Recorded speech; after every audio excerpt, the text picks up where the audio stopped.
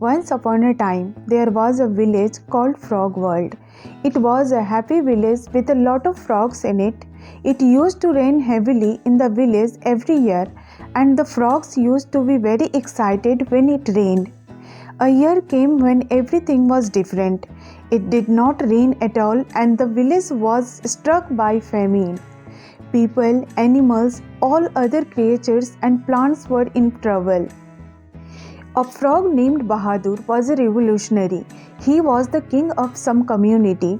Instigated by all other frogs, he one day decided to climb a hillock to pray to Lord Indra for rains.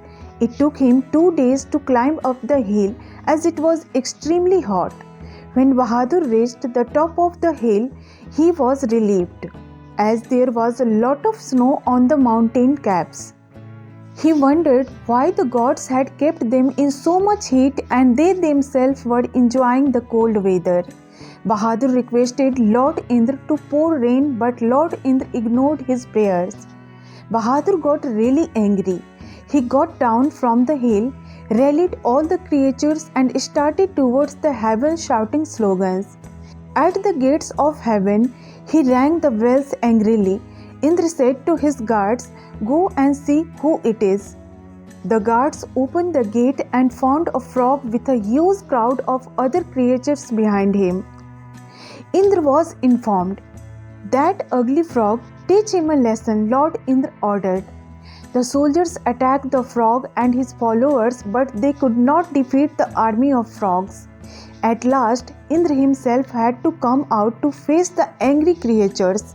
The fierce slogans gave Indra shivers. Even the god himself had to succumb in front of the people of Frog World. He asked his rain dragon to open its mouth. As the dragon opened its mouth, it started raining on the dry earth.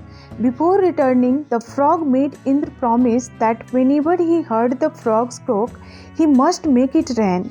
The revolutionary frog returned to the earth happily. Since then, whenever frogs croak, it starts raining.